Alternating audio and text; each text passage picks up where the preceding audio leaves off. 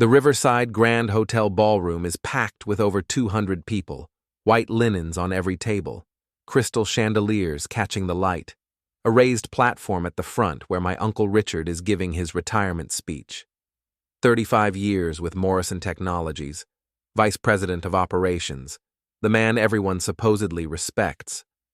I'm sitting at table 12 in the back, nursing a glass of water, wondering why I even came tonight. My uncle's voice booms through the microphone. He's telling stories, making jokes, playing the part of the beloved executive saying goodbye. Then he sees me in the audience, makes eye contact, and his expression shifts to something mean. "You know," he says into the microphone, "I've spent 35 years building this department, teaching people, mentoring the next generation. Some took to it better than others." A few people laugh uncomfortably, sensing where this is going. "My nephew Adrian is here tonight," Richard continues, pointing directly at me. "Gave him a job 3 years ago, college degree in business and everything. Thought he'd make something of himself. Instead, he's still in the same junior analyst position he started in.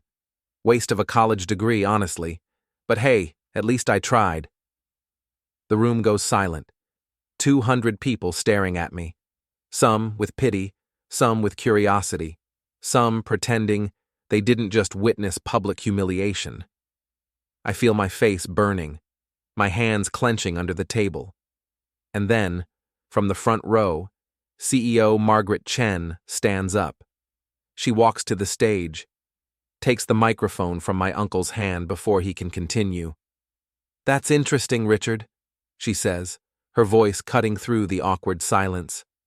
"Because according to our internal records, Adrian has been running half your department for the past year, the half that actually meets its deadlines and stays under budget. Funny you didn't mention that." My uncle's face goes pale, then red, then white again. Margaret looks directly at me and smiles. "Adrian, why don't you come up here? I think these people deserve to hear the real story. Let me back up and explain how we got here. Before we get into it, don't forget to like and subscribe, and hit hype to boost this episode. Drop a comment below with your city or country. I'm always curious where viewers are joining from.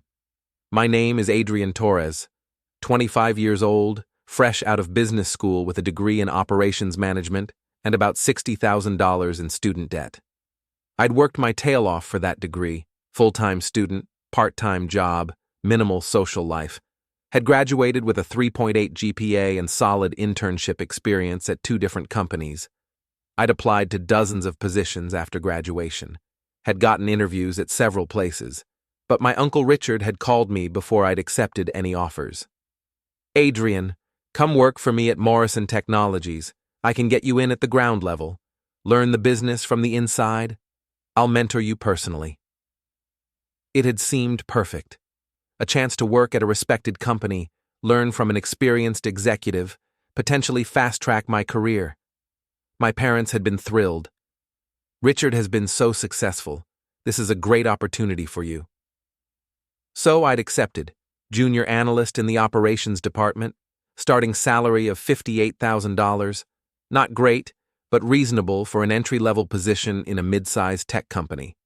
What I hadn't realized was that mentoring meant something very different to my uncle. My first day, Richard had called me into his office. "Listen, Adrian, I got you this job as a favor to your mother, but don't expect special treatment. You're going to work just as hard as everyone else, harder even. Can't have people thinking I'm playing favorites. I understand. I'm ready to work hard. Good, because I've got a project that's been sitting on my desk for 3 months. Client implementation for the Henderson account. It's a mess. Previous analyst quit halfway through. I need you to fix it." He'd handed me a file 3 inches thick. Incomplete documentation, missing data, no clear timeline or deliverables. "I don't have all the context for this," I'd said, flipping through the papers. "Can you walk me through what's been done already?" "Figure it out. That's what I pay you for." "But I just started today. I don't even have system access yet." "Adrian, do I need to remind you that I stuck my neck out to get you this position? If you can't handle it, maybe you're not ready for this level of work." I'd taken the file back to my desk, a small cubicle in the far corner of the floor, and started reading. That had set the pattern for the next 3 years. Richard never actually mentored me. Instead, he used me as his personal dumping ground for every project no one else wanted to touch. Failed implementations. Give them to Adrian, angry clients. Adrian will handle it. Budget reports that are 3 weeks overdue. Adrian's problem now. And he never gave me credit. Every project I salvaged, every client I appeased, every report I completed, he'd present it to upper management as his own work. In meetings, he'd say things like, "My team completed the Henderson implementation ahead of schedule." Not, "Adrian completed it." Just, "My team." When clients sent thank you emails praising the work I'd done, Richard would forward them to his boss with a note. Another successful project delivery from operations. I'd tried to speak up. Had tried to claim credit for my own work. "Richard, I was thinking, for the quarterly review, maybe I could present the work I did on the Patterson account? Show upper management what I've accomplished? Adrian, you're still junior level. You're not ready to present to executives. But don't worry, I'll make sure they know about the good work happening in my department." Which translated to, he'd take credit. I'd stay invisible. My colleagues had noticed. Sarah Kim, a senior analyst, had pulled me aside after 6 months. "Adrian, you know Richard's using you, right? I've seen him do this before. He takes promising new hires, works them to death, takes credit for everything they do, and then blames them when things go wrong." "What am I supposed to do? He's my uncle. He got me this job." "You could go to HR, document what's happening, or you could start applying elsewhere. But staying here and letting him exploit you isn't going to lead anywhere good. I need the experience. I need to prove myself." "You've already proven yourself. Richard just won't admit it, because then he'd have to acknowledge he needs you." I'd stayed anyway, partly out of loyalty to family, partly because I'd felt obligated. He'd gotten me the job after all. Partly because I'd been afraid that leaving after just 6 months would look bad on my resume. So I'd kept working, kept salvaging his disasters, kept being invisible while he took credit for everything. The worst part wasn't even the work itself. It was how Richard talked about me at family gatherings. Every Thanksgiving, every Christmas, every birthday party, he'd make comments. "Adrian's still figuring things out. Not everyone's cut out for high-level work. I'm trying to develop him, but he's not showing much initiative. Some people are born leaders, others, well, they need more time." My parents would look at me with concern. "Is everything okay at work? Richard says you're struggling." "I'm not struggling. I've completed every project he's given me." Well, Richard knows best. He's been in the business for decades. Maybe listen to his advice more. My younger sister Maya had been the only one who'd believed me. "Adrian, Uncle Richard has always been a jerk. I don't know why Mom and Dad can't see it. Because he's successful. Because he's got the title and the salary and the respect. I'm just the kid fresh out of college. You're not just anything. You're smart and hardworking. Don't let him convince you otherwise." But it had been hard not to internalize it. 3 years of being told I wasn't good enough. 3 years of having my work attributed to others. 3 years of being introduced as my nephew who's still learning the ropes. At my cousin's wedding last year, Richard had actually said to a table full of people, "Adrian got a fancy business degree, but he hasn't figured out what to do with it yet. Kind of a waste, honestly. But hey, not everyone's meant for business." I'd excused myself and spent 20 minutes in the bathroom trying not to cry from frustration.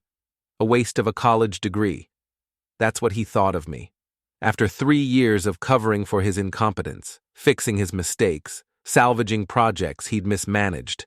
A waste. The turning point had come about 18 months ago. Richard had been assigned a massive project, complete digital transformation for the operations department. New systems, new processes, complete overhaul of how we did business. Budget, $3 million. Timeline, 18 months. Stakes.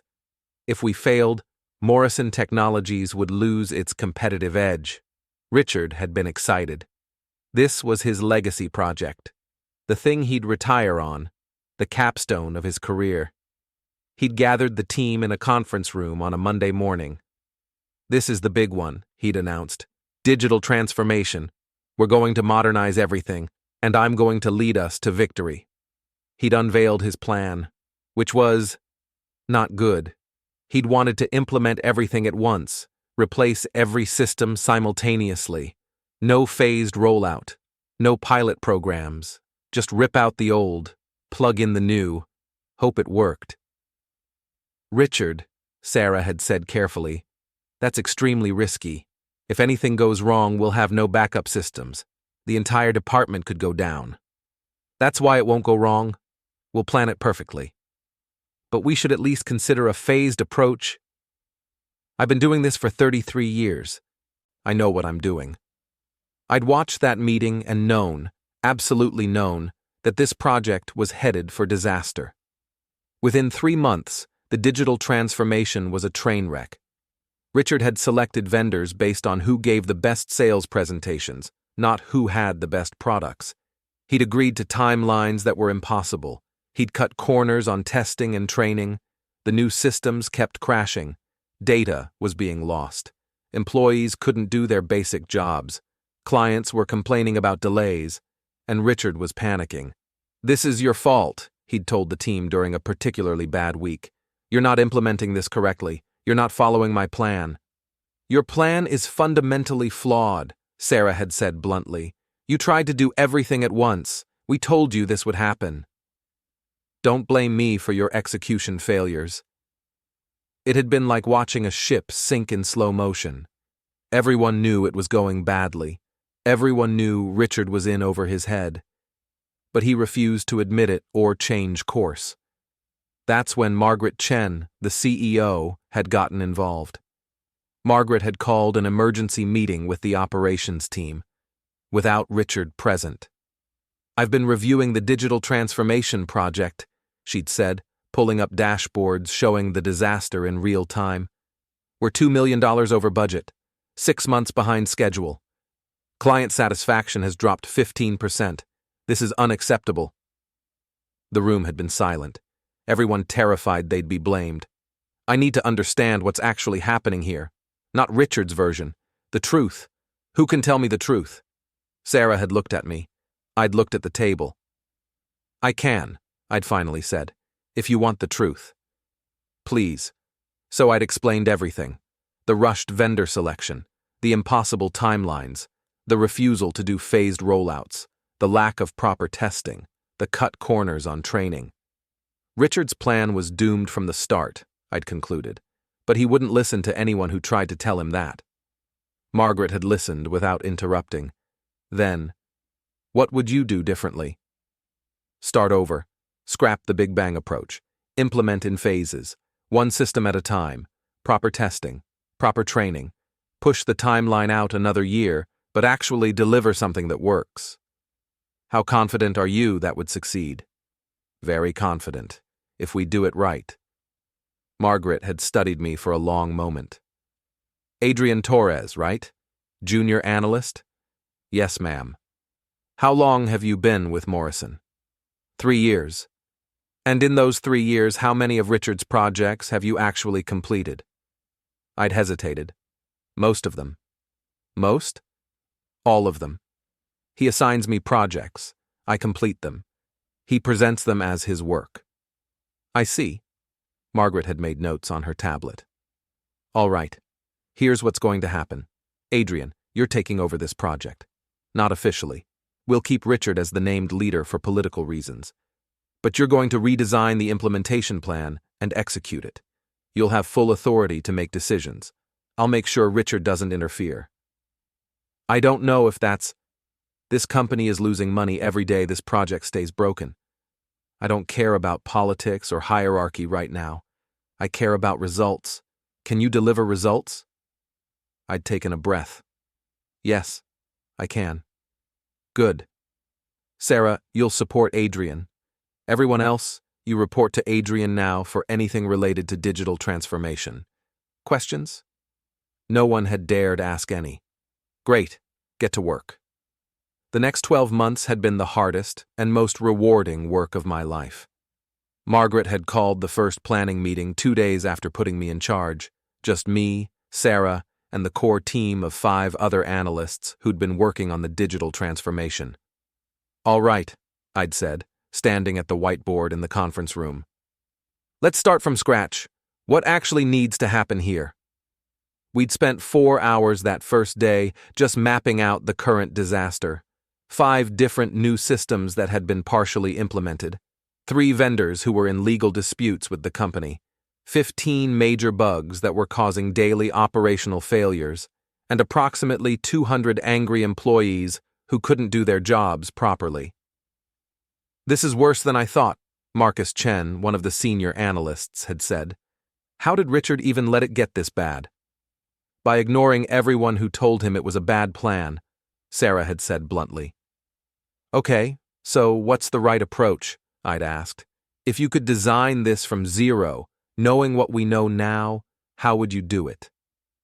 We'd spent the next week building a completely new implementation plan. Not Richard's big bang approach where everything changed at once. A carefully phased rollout where we'd implement one system at a time, test it thoroughly, train people properly, and only move to the next system once the previous one was stable. Phase 1, Inventory Management System. Timeline, 3 months, budget, $400,000. Success criteria, system handles 100% of current transactions with less than 1% error rate. I'd presented the revised plan to Margaret in a private meeting. This is going to take 18 months instead of the 6 months Richard promised, I'd said, but it will actually work and will come in under the revised budget. I don't care about Richard's promises, Margaret had said. I care about results. If this takes 18 months but delivers a functioning system, that's better than having a broken system forever. There's one problem. Richard's not going to like this. It's completely different from his vision. Richard will do what I tell him to do. You focus on execution. I'll handle Richard. She'd approved the budget, approved the timeline, given me formal authority to make decisions. And then the real work had begun. Phase 1, Inventory Management, months 1 to 3. The inventory management system had been the most critical piece. Without accurate inventory data, nothing else in the operation worked. Richard's chosen vendor, TechFlow Solutions, had been a disaster. Their software was buggy, their support team was unresponsive, and their contract had cost twice what it should have. We need to switch vendors, I'd told Margaret after 2 weeks of evaluation. Can we do that legally? TechFlow has breached their contract in 17 documented ways. Our legal team says we can terminate for cause and go with someone else. Who do you recommend? Meridian Systems. They're more expensive up front, but their software is more reliable and their support is excellent. 3 of our competitors use them successfully. Do it. I'd spent the next month negotiating with Meridian, migrating our data, and managing the transition away from TechFlow, who'd threatened to sue until our lawyers showed them the documentation of their contract breaches. The actual implementation had been meticulous. I'd worked with Marcus to create a testing protocol that covered every possible transaction type. We'd recruited 10 employees from different departments to serve as beta testers, giving us feedback on usability and identifying bugs before full rollout. This is how it should have been done from the beginning, one of the beta testers, Jennifer from Logistics, had told me. TechFlow's system never worked right. Meridian is actually usable. After 6 weeks of testing and refining, we'd rolled out the new inventory system company-wide. I'd organized training sessions for every employee who'd need to use it, over 100 people across 3 shifts. Richard had shown up to one training session, watched for 10 minutes, then pulled me aside. This isn't what I approved. This is what Margaret approved. The system you approved wasn't working. You're making me look bad by changing everything. I'm making the project work. That's my job. By undermining my vision. Your vision was failing. Would you rather have a failed project that matched your vision or a successful project that actually works? He'd stormed out, but the system had worked. Within 2 weeks, inventory accuracy had gone from 65% to 98%. Transaction processing time had decreased by 40%. Employees had been thrilled to finally have a system that functioned properly. Margaret had sent me an email. Phase 1 looks excellent. Proceed with Phase 2. Phase 2, Logistics Management. Months 4 to 6. The logistics system had been equally challenging. Richard had tried to implement a custom-built solution, something our IT department had attempted to develop in-house despite having no experience with logistics software. Why did Richard think we could build this ourselves? I'd asked Sarah. Because the vendor quotes were expensive and he wanted to look like he was saving money. But developing in-house cost more and took longer and didn't work. Yes, but it looked good on paper initially. That's all Richard cared about. We'd scrapped the in-house solution completely. I'd brought in a proven logistics platform, Red Route Systems, that integrated seamlessly with our new inventory system. This time, I'd learned from Phase 1. I'd involved employees in the selection process. Had representatives from shipping, receiving, and customer service test 3 different options and vote on which they preferred. Red Route had won unanimously. The implementation had taken 3 months, 1 month longer than planned because we discovered our facility layouts weren't properly mapped in any system, so I'd had to get that done first. This is the kind of detail Richard always skipped, Sarah had said. He'd just plow ahead and deal with problems later.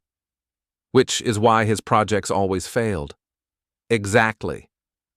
By month 6, the logistics system was live.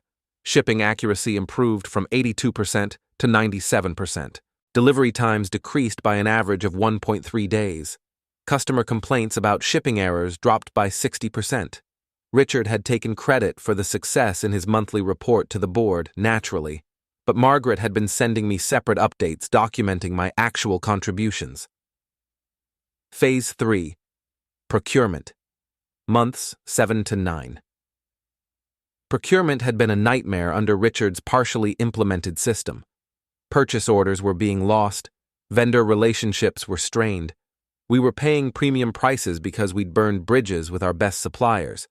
I'd spent the first 2 weeks of this phase just doing damage control, calling vendors, apologizing for the chaos, negotiating better terms by promising them a functioning system soon. Adrian, you've saved 3 of our key vendor relationships, Michael from purchasing had told me. Richard had basically destroyed them through incompetence and arrogance.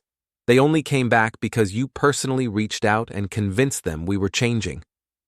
The new procurement system, from VendorMax, had been the smoothest implementation yet.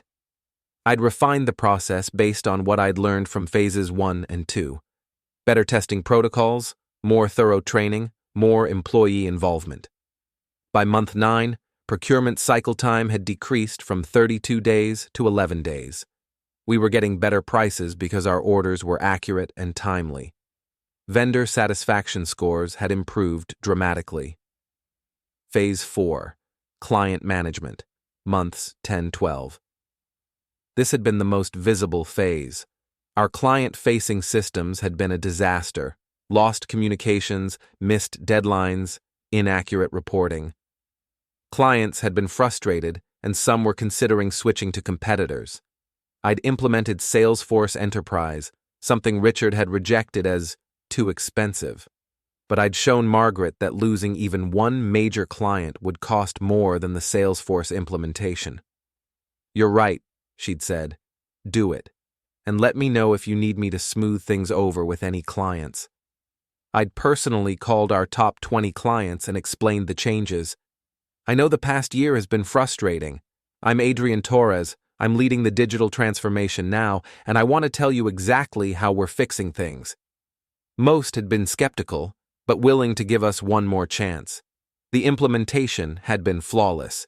I'd trained every client-facing employee personally, had created response templates and escalation procedures, had set up automated reporting so clients could see their project status in real time. Within 3 months, client satisfaction scores had jumped from 53% to 89%. We'd renewed contracts with all 20 major clients. 3 had increased their business with us. Richard had, of course, presented this to the board as evidence of his department's excellence. Phase 5. Financial reporting. Months 13 to 15. The final phase had been internal financial systems, the least sexy, but arguably most important. Without accurate financial reporting, the company couldn't make good decisions. Richard's system had been producing reports that were often 30% inaccurate. The finance department had been manually correcting data for months, wasting hundreds of hours. This should have been phase 1, Sarah had told me. If you can't measure things accurately, you can't manage them. I know, but I had to prioritize based on what was causing the most immediate damage. Clients leaving was more urgent than inaccurate reports. Fair point. We'd implemented Oracle Financials, enterprise grade, expensive, but absolutely reliable. The implementation had taken 4 months instead of 3 because the data migration was complex and I refused to rush it. We're doing this right, I'd told the team. Even if it takes longer, I'm not going to deliver a half-working system just to meet an arbitrary deadline. By month 15, financial reporting was accurate within 2%. The finance team had stopped needing to do manual corrections. Budget forecasting improved significantly because we had reliable data. Phase 6. Integration and stabilization, months 16 to 18. The final phase had been ensuring all 5 systems worked together seamlessly. This was the part Richard's plan had completely ignored.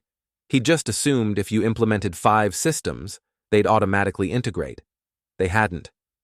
I'd brought in integration specialists, had worked with each vendor to ensure their APIs communicated properly, had created automated data flows between systems so information didn't need to be manually entered multiple times. It had been tedious, technical work, but it had been essential. By month 18, the entire digital transformation was complete. All 5 systems live, all systems integrated, all employees trained, all processes documented. Project metrics at completion. Original budget, $3 million, spent under Richard, $5 million, 67% over budget. Revised budget under my leadership, $4.2 million.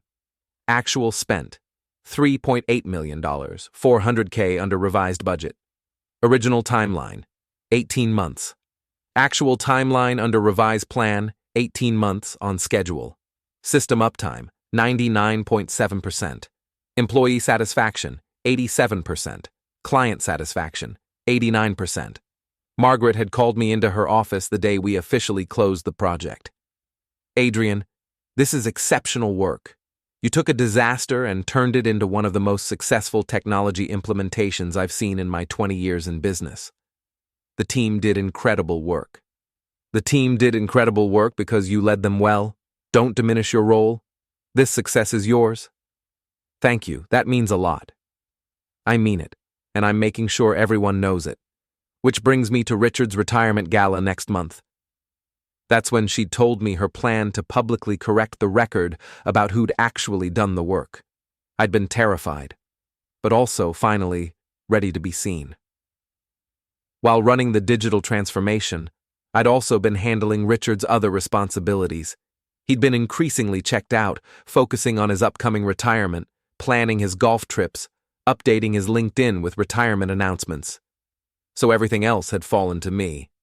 Client escalations, I handled them. Budget reviews, I prepared them. Team management, I did it. Strategic planning, me. I'd essentially been doing the job of a senior manager while being paid as a junior analyst and receiving credit for none of it. Sarah had noticed. You realize you're basically running half this department, right? I'm just helping out. Adrian, you're not helping. You're leading. There's a difference. And Richard's taking advantage of you. What am I supposed to do? If I stop, everything falls apart. You could tell Margaret what's actually happening. Margaret already knows. She's the one who put me in charge of digital transformation. Then ask her for a promotion, a raise, recognition, Something. I'd thought about it, but part of me had been afraid. Afraid that asking for credit would make Richard retaliate. Afraid that going public with my contributions would backfire somehow. So I'd kept working quietly, kept fixing problems, kept making Richard look competent while being paid junior-level wages, until the retirement gala changed everything. 6 months ago, Richard had announced he was retiring. 35 years of service. Big gala planned. The whole company invited. He'd been excited, planning his speech, talking about his legacy. "This is my victory lap," he'd told the family at a Sunday dinner. 35 years, multiple successful projects. I'm going out on top. "That's wonderful, Richard," my mother had said. "We're so proud of you.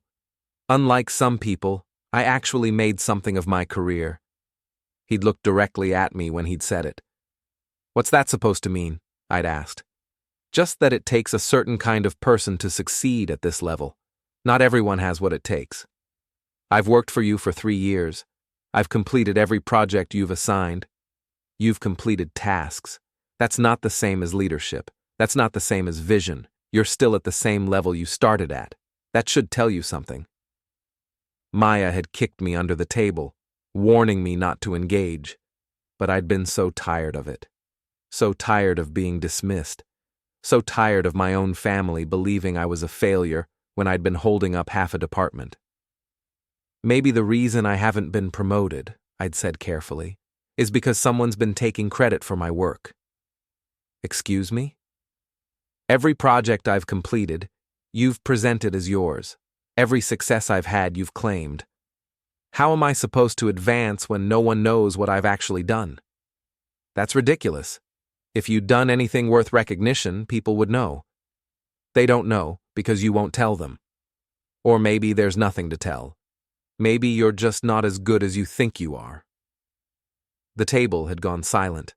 My father had looked disappointed in me for disrespecting Richard. My mother had looked uncomfortable. Only Maya had looked proud. I'd left shortly after, driven home, spent the evening wondering if I should even attend Richard's retirement gala. 1 week before the retirement gala, Margaret had called me into her office. "Adrian, I need to discuss something with you." "Yes, ma'am?" "Richard's retiring in a week, as you know." "I know. I've been reviewing the department structure, thinking about succession planning. Who's going to take over his responsibilities?" My heart had started pounding. Was she asking me? Normally, the VP of operations role would go to someone with Richard's title and experience level, but I've been looking at actual performance, not just titles.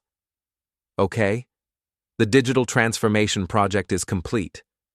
6 months ahead of the revised timeline, under budget by $400,000. Client satisfaction is up. Employee satisfaction is up. It's been one of the most successful projects in company history." The team worked really hard. The team worked hard because they had good leadership. Your leadership. I'd felt my face flush. I just followed the plan. You created the plan. You executed it. You managed the team. You handled the problems. Adrian, you've been doing senior management work for 18 months while being paid junior analyst wages. That's not acceptable. I don't understand. I'm promoting you, effective immediately, senior manager of operations, reporting directly to me, salary increase to $95,000, office instead of cubicle. And at Richard's retirement gala, I'm going to make it very clear who actually deserves credit for the work that's been done. I'd sat there stunned. "You're promoting me?" "I'm correcting an injustice. You should have been promoted a year ago." But Richard blocked it, said you weren't ready and needed more development. What he really meant was he needed you to keep doing his work while he collected credit for it. He blocked my promotion? Multiple times. I didn't realize it until recently when I started digging into personnel files. Every time I suggested promoting someone from his department, he'd have reasons why they weren't ready. Turns out, those reasons were usually because they were too valuable doing his job for him. Anger had flared in my chest. He's been actively keeping me down. Yes, and I apologize for not seeing it sooner. But it ends now. You're getting the recognition and compensation you've earned. And at the gala, I'm making sure everyone knows it. Richard won't like that. Richard doesn't get a vote. He's retiring. And frankly, after what I've discovered about how he's managed his department, he should be grateful I'm letting him have a nice retirement party instead of investigating his management practices. The week before the gala, I'd been a mess of emotions. Excited about the promotion, terrified about the public recognition, angry about the years of exploitation, anxious about how Richard would react. Sarah had been ecstatic when she'd heard. Finally, you absolutely deserve this. Margaret's going to announce it at the gala. In front of Richard? Oh, this is going to be amazing. I'm going to enjoy watching his face. I feel kind of bad. It's his retirement party. Adrian, no. Don't you dare feel bad. He spent 3 years taking credit for your work and blocking your advancement. He deserves to be publicly corrected. But he's my uncle, my family. Your uncle has been treating you terribly. Your family has been believing his lies about you. They all need to see the truth. Maya had called me that week, excited. Mom told me about your promotion. Adrian, this is incredible. Thanks, it's kind of surreal. Are you going to the retirement gala? Yeah. Margaret wants me there. Good. I'm coming too. I want to see Uncle Richard's face when people realize you've been the one actually doing the work. It's going to be awkward. It's going to be justice.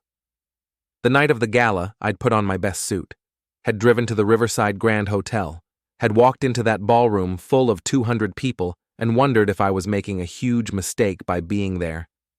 But Margaret had caught my eye from across the room, had smiled, had given me a small nod. This was happening, ready or not. Richard's speech had started normally enough, thanking everyone for coming, reminiscing about his 35 years with the company, talking about projects and achievements and the relationships he'd built. People had been smiling, applauding at appropriate moments. This was supposed to be a celebration. Then he'd started talking about developing the next generation. I've always believed in mentoring, he'd said, in teaching people, giving them opportunities to grow. That's when I'd felt the shift, felt him building towards something. But mentoring is hard because not everyone can rise to the challenge. Not everyone has what it takes. He'd scanned the audience, made eye contact with me.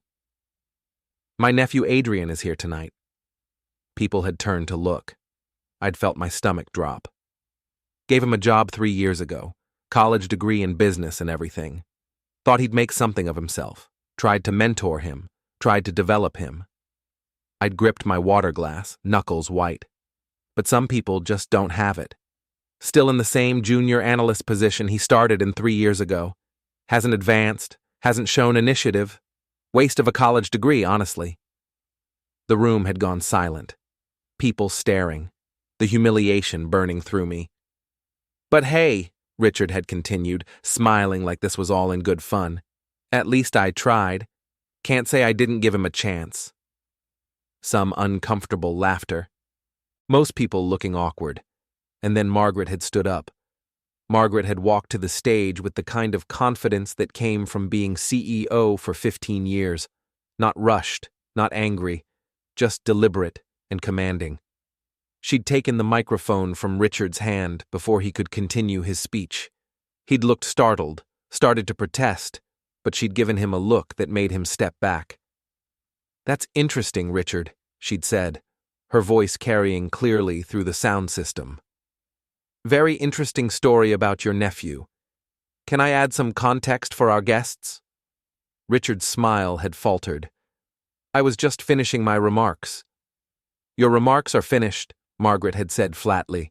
Then to the room. Ladies and gentlemen, Richard just shared his perspective on his nephew, Adrian Torres. I'd like to share some additional information that Richard seems to have forgotten to mention. She'd clicked a remote. The large screens around the ballroom, previously showing a slideshow of Richard's career highlights, switched to a new presentation. According to our internal performance records, Margaret had begun, Adrian Torres has been employed at Morrison Technologies for 3 years. In that time, let's look at what he's actually accomplished. The first slide appeared, Operations Department Performance Metrics, 2 columns of data. Before Adrian and after Adrian. Project completion rate, 2021-2022, before Adrian took on significant responsibilities, 65%. Project completion rate, 2023-2024, with Adrian leading key projects, 94%. Murmurs through the crowd, people leaning forward to see the screens better. That's a 29-point improvement, Margaret continued. The largest improvement in department performance in company history. Richard's face had gone from pale to flushed. Those numbers are taken out of context. Are they? Margaret had clicked to the next slide. Digital Transformation Project Timeline. The slide showed 2 project plans side by side. Richard's plan and Adrian's plan. Richard's original plan, implement all 5 systems simultaneously. Timeline, 6 months. Budget, $3 million. Actual results under Richard's management, $2 million over budget after 6 months. 0 systems fully functional. Client satisfaction down 15%, employee complaints up 47%. The room had gone silent. People were taking notes. Some were nodding. Then Adrian took over. His revised plan, phased implementation, 18-month timeline. Revised budget, $4.2 million. Actual results under Adrian's leadership, delivered 6 months early, came in $400,000 under revised budget. All 5 systems fully functional and integrated. Client satisfaction up 36%, employee satisfaction up 40%. She'd let those numbers hang in the air for a moment. So Richard's plan, over budget, behind schedule, systems didn't work. Adrian's plan, under budget, ahead of schedule, systems exceeded performance expectations. Richard had stepped forward. I was the project lead. I oversaw all of that. Did you? Margaret had pulled up another slide. Project management meetings. Let's look at who actually attended project management meetings once Adrian took over. These are recorded in our calendar system, so this data is objective. The slide showed meeting attendance percentages. Adrian Torres, 100% attendance, 72 out of 72 meetings. Sarah Kim, 97% attendance, 70 out of 72 meetings. Project team, average, 94% attendance. Richard Torres, 18% attendance, 13 out of 72 meetings. You attended 18% of the project meetings, Richard, and when you did attend, according to meeting minutes, she'd clicked to show actual excerpts. Your contributions were primarily status updates that Adrian had prepared for you. She'd zoomed in on one particular meeting note. Richard arrived 20 minutes late, asked Adrian to brief him on project status. Adrian presented prepared summary. Richard nodded approval. Richard left meeting 15 minutes early. Adrian continued leading discussion of implementation challenges. So you didn't attend the meetings? You didn't lead the discussions? You didn't manage the problems? What exactly did you oversee, Richard? The room had been completely silent now. The kind of silence that comes from watching someone's reputation crumble in real time. Margaret had clicked through more slides, each one more damning than the last. Budget performance. Operations. Budget variance 2019-2022. Average 15% over budget annually. Operations budget variance 2023-2024. 12% under budget. What changed? Adrian redesigned the procurement processes and started negotiating vendor contracts directly. Client satisfaction. Top 20 client satisfaction scores before Adrian's involvement, average 53%. Same clients after Adrian personally reached out and managed relationships, average 89%. Several clients have told me directly that Adrian is the only reason they didn't leave Morrison Technologies. Employee retention. Operations Department turnover rate 2019-2022, 28% annually. Operations Department turnover rate 2023-2024, 9%. Exit interview feedback shows employees started staying because of improved management and clearer leadership. Who provided that management? Not Richard. Adrian did. Margaret had paused, letting the weight of the data sink in. So let me summarize, Richard. Adrian, the nephew you just called a waste of a college degree, has been running half your department for the past 18 months. The half that actually meets deadlines, stays under budget, keeps clients satisfied, and retains employees. She'd clicked to a new slide. Promotion recommendations, blocked, by Richard Torres. The slide showed a list of names, 9 employees, including mine. And here's something else interesting. In the past 3 years, 9 different employees in your department were recommended for promotion by their direct managers or by me.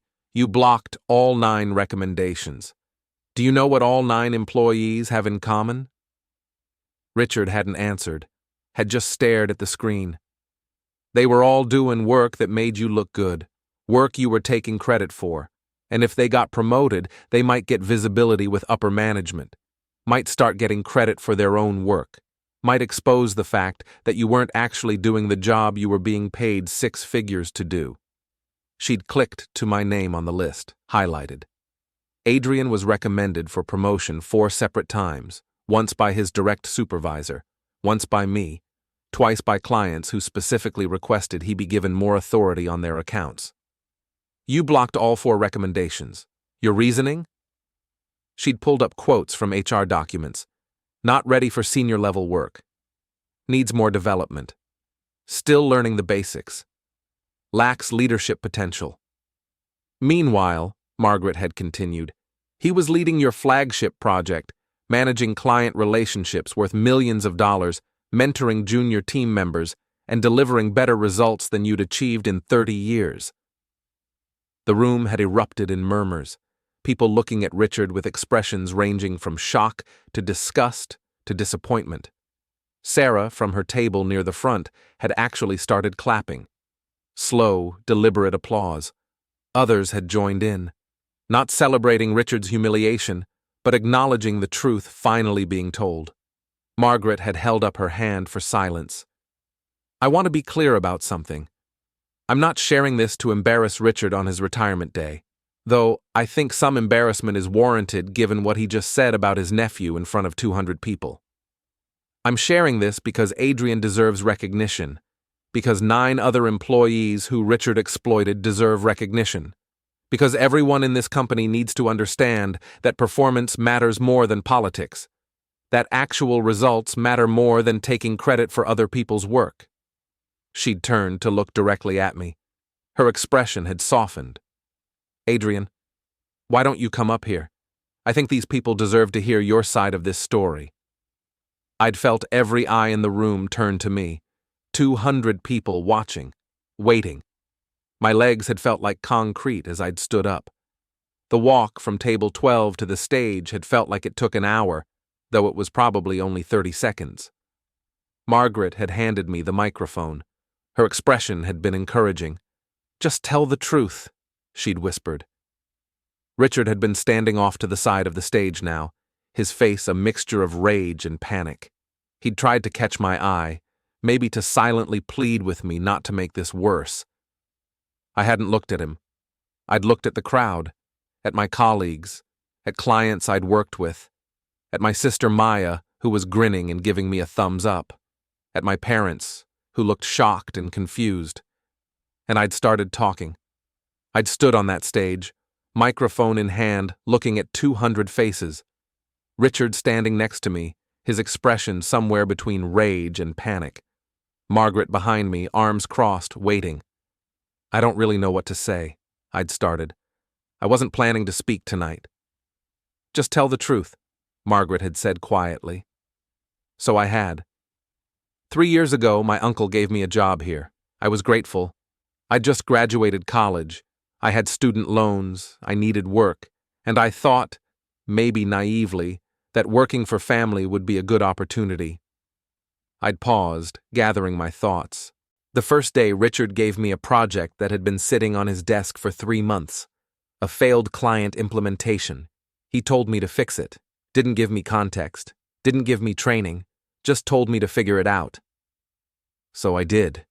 I spent 2 months rebuilding that implementation from scratch, working late nights and weekends, learning as I went, and I delivered it. The client was happy.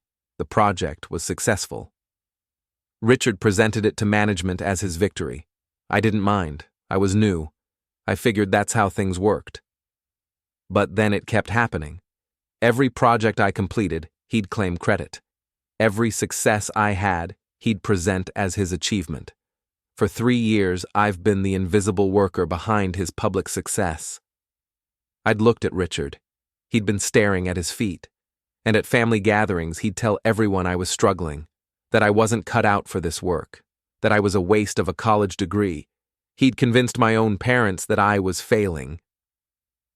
Meanwhile, I was completing every project he assigned, salvaging his mistakes, managing his team, doing the actual work while he collected credit and a 6-figure salary.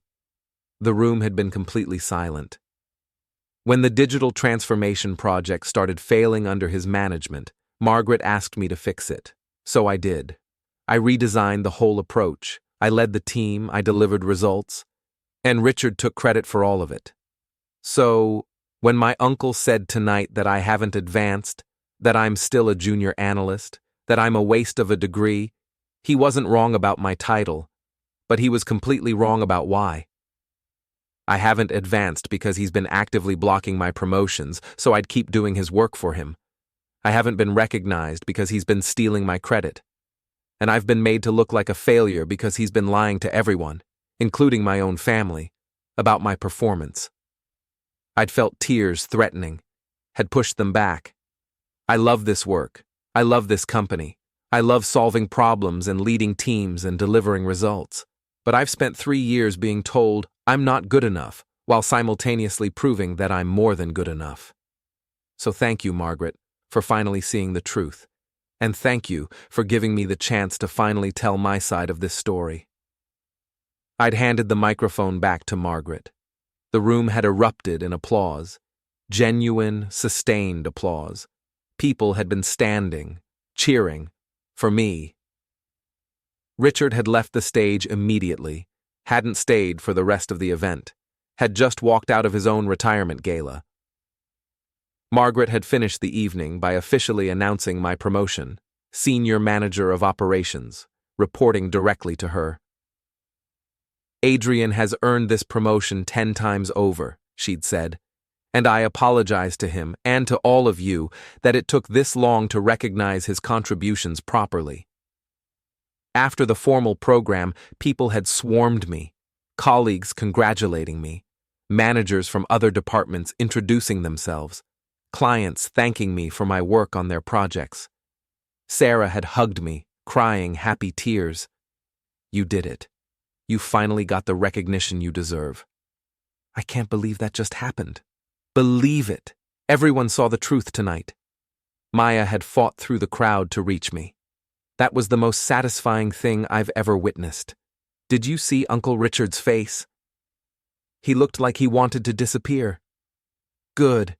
He deserved every second of that. I'm so proud of you. Thanks for believing in me when no one else did. I always knew you were the smart one in this family. My parents had approached cautiously. My father looking uncomfortable. My mother looking guilty. Adrian, my father had started. We had no idea. That he was lying about me, that he was taking credit for my work, that I've actually been successful this whole time. We should have asked more questions. We should have talked to you instead of just believing Richard. Yeah, you should have. We're sorry, my mother had said, tears in her eyes. We're so sorry. We thought we were supporting family by believing him. We didn't realize he was lying to us. He wasn't just lying. He was using his lies to manipulate you into thinking less of me. He was using your opinions of me to keep me feeling small and unworthy. That's not just lying. That's calculated manipulation. What can we do to make this right? I don't know yet, but maybe start by believing me when I tell you things about my own life instead of assuming Richard knows better. They'd nodded, both looking ashamed. I'd felt bad for being harsh. But I'd also been so angry. 3 years of family gatherings where they'd looked at me with pity or disappointment because Richard had convinced them I was failing. That was going to take time to heal. It's been 6 months since the retirement gala. 6 months since my life changed in one explosive 5-minute confrontation. I'm sitting in my new office. Actual office with a door, a window overlooking downtown, and my name on a placard. Adrian Torres, Senior Manager of Operations. The office still feels surreal sometimes. For 3 years I'd been in a cubicle in the corner. Now I have an office 3 doors down from Margaret's. Now I have direct reports. Now I have authority that's recognized and respected instead of stolen and hidden. The operations department has had its best quarter in company history. We're under budget by 8%. Client satisfaction scores are at 91%. Employee retention is at an all-time high, and every single one of those achievements is being credited to the right people, the team that actually did the work. I'm reviewing quarterly reports when Sarah knocks on my door. Got a minute? Always. What's up? She comes in, closes the door, sits in one of the chairs across from my desk. Henderson account just renewed their contract, 3-year commitment. They specifically mentioned you in their renewal letter, said you're the reason they're staying with Morrison. That's fantastic news. It is. And Adrian? I've been meaning to tell you something. Watching you these past 6 months, seeing you finally get the recognition you deserve, seeing you lead this department the way it should have been led all along. It's been incredible. Thanks, Sarah. That means a lot coming from you. I mean it. You know how many people told me I was wasting my time mentoring you when Richard was treating you like dirt? They said, he's never getting promoted. Why invest in him? But I saw what you were capable of. I'm just glad Margaret saw it too. You're a big part of why I survived those 3 years. You told me the truth when I needed to hear it. Well, you're thriving now, and I'm proud of you.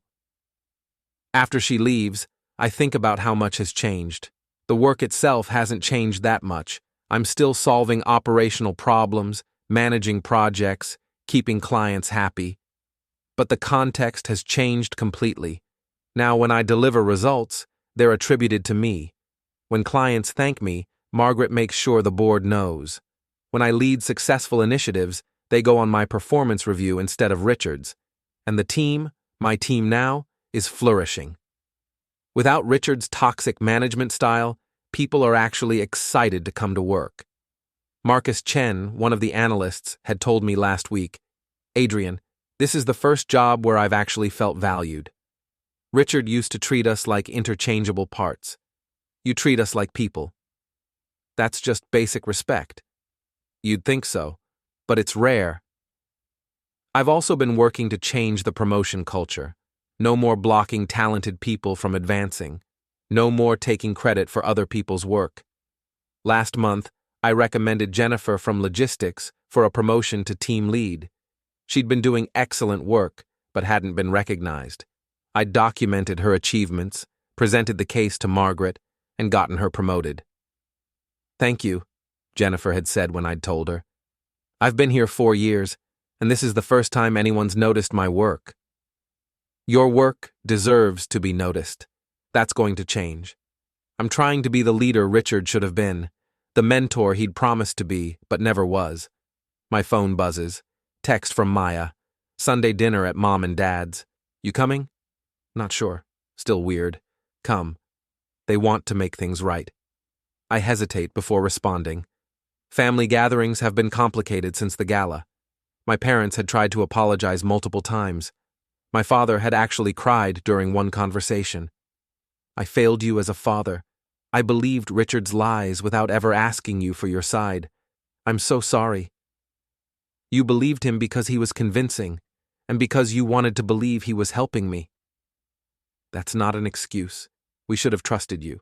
Should have seen what was really happening. Yeah, you should have. That had been hard to say, but it had been true. My mother had been equally remorseful. Every time Richard said something negative about you, I should have asked you about it directly. I should have defended you. Instead, I just accepted his version of reality. Why did you believe him so completely? She'd been quiet for a long moment. Because he was successful, because he seemed to know what he was talking about, and because, I'm ashamed to admit this, I think part of me wanted to believe you needed our guidance, that we were still important in your life because you needed help. So it made you feel needed to think I was struggling? I know how terrible that sounds, but yes, and I'm so sorry. The family relationships are rebuilding slowly. Some relatives still take Richard's side. Blood is thicker than truth, apparently. But most of the family has rallied around me once they learned what really happened. My cousin Elna had called me last week. Adrian, I just heard about the gala. I'm so proud of you for finally standing up to Uncle Richard. He's been a bully my whole life, but everyone just accepts it because he's successful. Was successful. His reputation is pretty much destroyed now. Good. He deserved it. And for what it's worth, I always knew you were smart. Richard's assessment of you never made sense. Those conversations have helped, knowing that people saw the discrepancy, knowing I'm not crazy for feeling manipulated and exploited. I text Maya back, okay, I'll come to dinner. But if Richard is there, I'm leaving. He's not invited. Mom made that clear. Then I'll be there. The afternoon continues. More meetings, more project updates, more decisions that I'm now empowered to actually make. Around 4 p.m., Margaret stops by my office. How's the Henderson renewal looking? Signed, 3-year contract. They're happy. Excellent. And the Parker implementation? On schedule, under budget. Should wrap up next month. You're making this job look easy. It's not easy. It's just properly managed now. Margaret smiles. That's what happens when the person doing the work gets the authority and recognition they deserve. I've been meaning to thank you for what you did at the gala. I know that wasn't easy.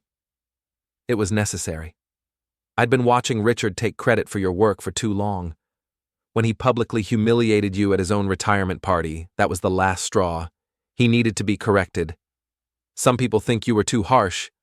Some people didn't see what I saw, didn't see the pattern of exploitation, didn't see how many talented employees left this company because Richard blocked their advancement and took credit for their work. How many others were there? 9 in the last 5 years that I can document, probably more before that.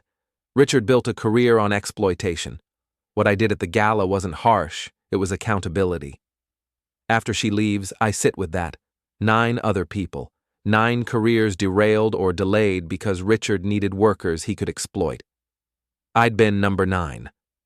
The last one. The one who'd finally been vindicated publicly. But 8 others had left before getting that vindication. Had left believing maybe they really weren't good enough. Maybe they really were wasting their degrees. That makes me angry all over again. Around 6 p.m., as I'm getting ready to leave for the day, my phone rings.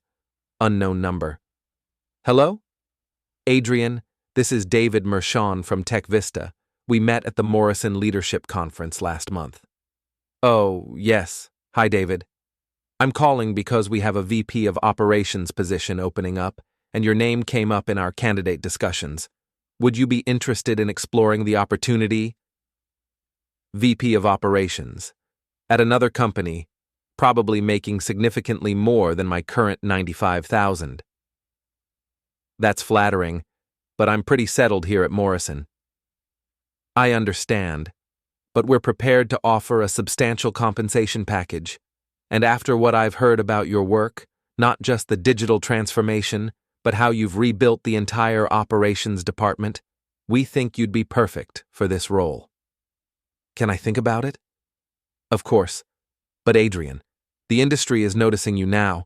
Your reputation for delivering results and developing teams is getting around. You're going to have options, good ones. After hanging up, I sit at my desk thinking about that. 6 months ago, I'd been a junior analyst that nobody noticed.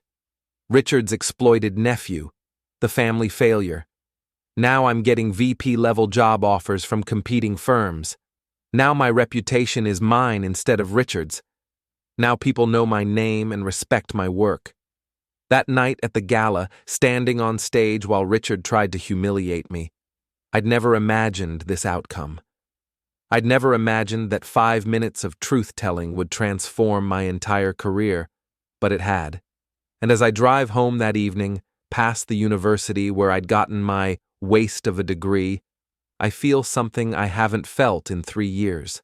Pride, not arrogance, not superiority, just simple pride in the work I've done and the professional I've become. Richard had tried to make me believe I was inadequate, had tried to convince everyone, including me, that I was failing, but he'd been wrong. I'd never been failing. I'd been succeeding while being systematically undermined. And now that the truth is out, now that people see my actual contributions, my career is flourishing. That's what happens when you finally get the credit you deserve. When exploitation becomes visible, when manipulation gets exposed, when liars get held accountable, and when hard work finally gets recognized. I wasn't a waste of a college degree. I was an investment that Richard tried to claim as his own return. But investments belong to the investor. And I'm collecting my dividends now,